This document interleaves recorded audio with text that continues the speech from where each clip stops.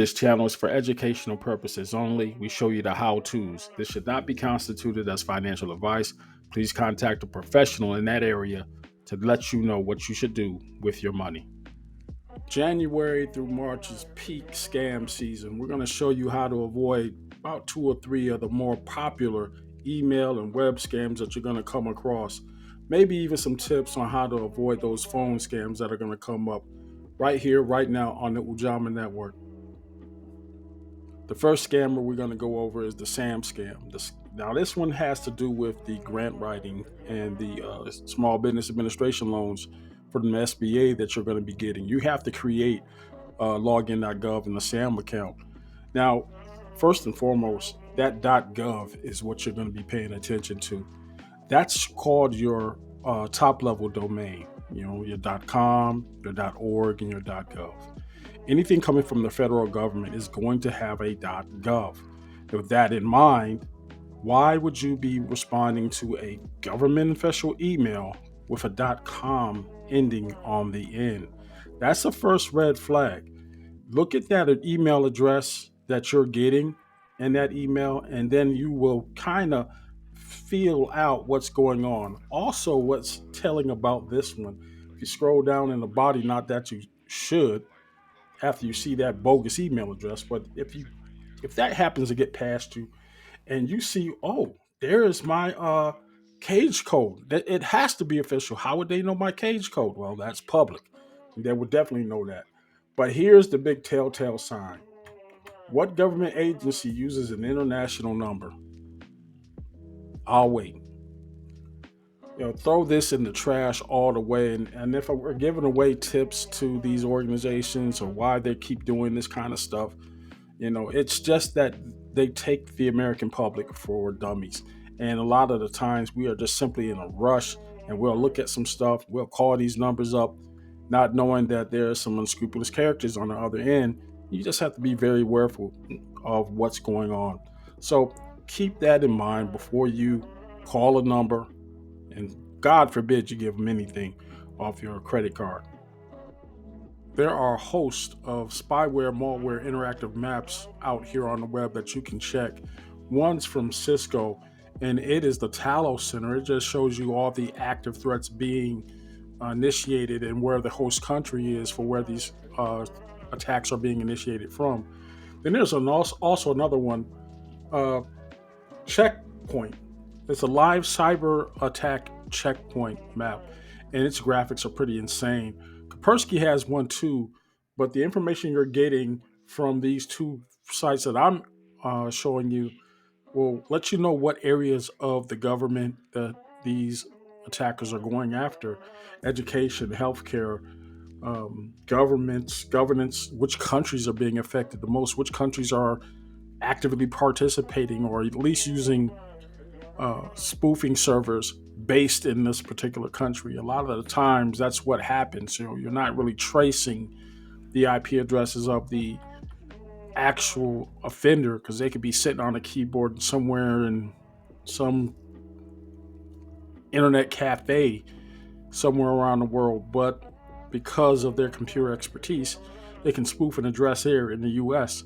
So a lot of the stuff that's happening, you will see real time, and that just gives you a scope of what's happening during this particular time. As of today, there were 12 million attacks, over 12 million attacks, and you just have to be aware where you fit in that 12 million. Pop-ups continue to be a source of frustration for a lot of users, and it's been, for me, well over 30 years in the IT space of support, desktop support, help desk support.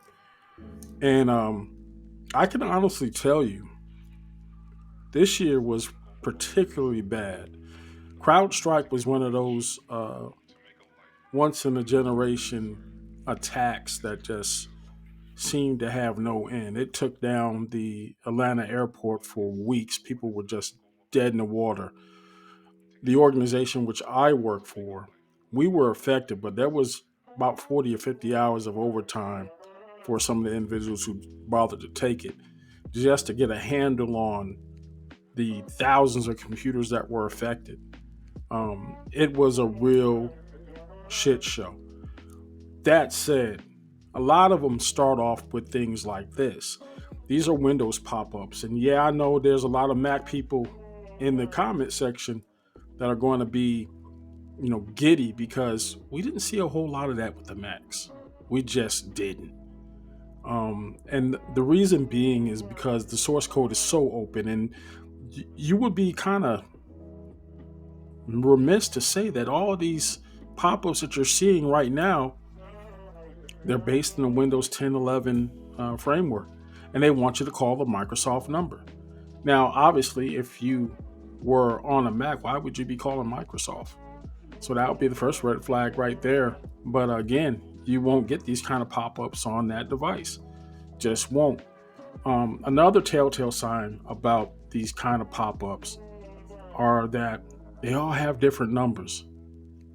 A lot of the warnings are written in a form of English that we don't even speak in America. If you read this stuff out loud, you will just you can almost hear the accent. Um, some of the warnings are so polite that I was like, this definitely didn't come from America.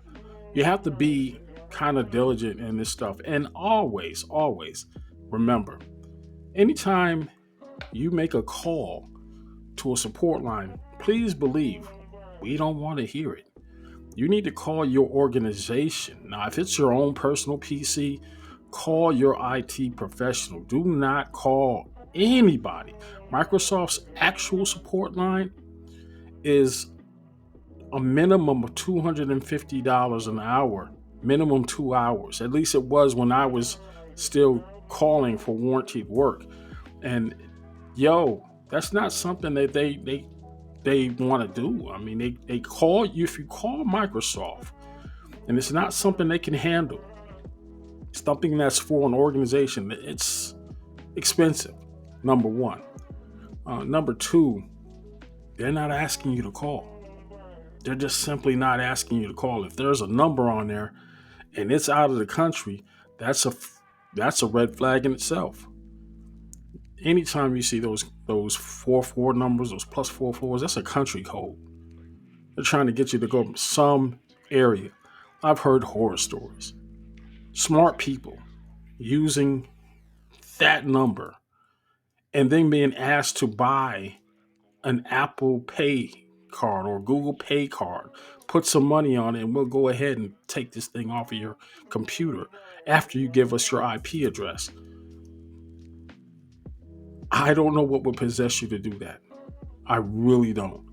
If it ever got that serious, keep in mind a Mac Mini is only $600. If somebody's asking you to transfer $400 over to them, throw that computer in the trash, go get a Mac, and keep it pushing. Finally, a word on phone scams. Anytime you get a message on your phone, somebody wants you to call you back. Remember, there's a couple of websites in the United States that you can go to kind of block these things. But honestly, most bill collectors know now that the CFPB is on their necks right now.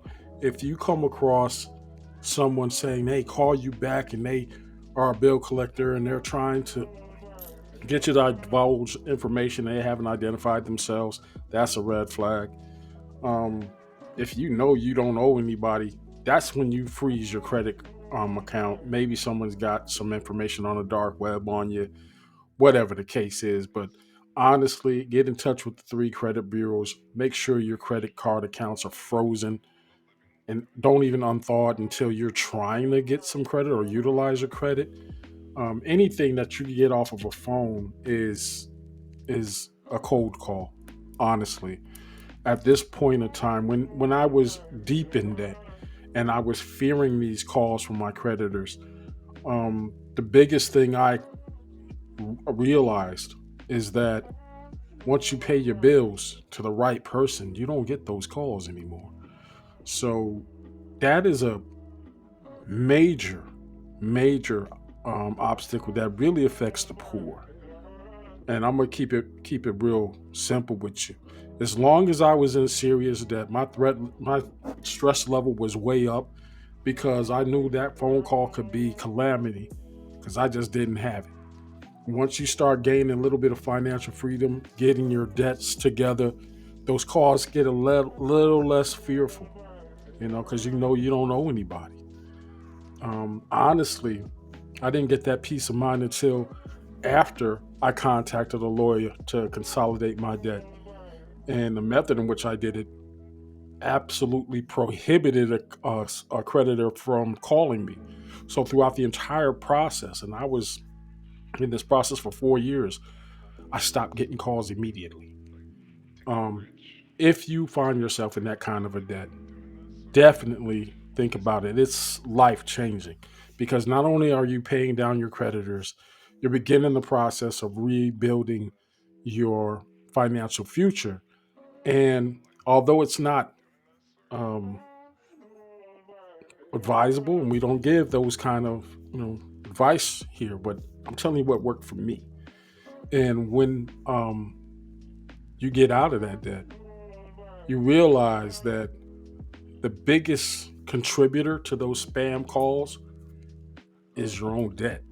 So keep that in mind and work all of this year trying to get yourself out of debt by using some of the tools that we go over here on this channel.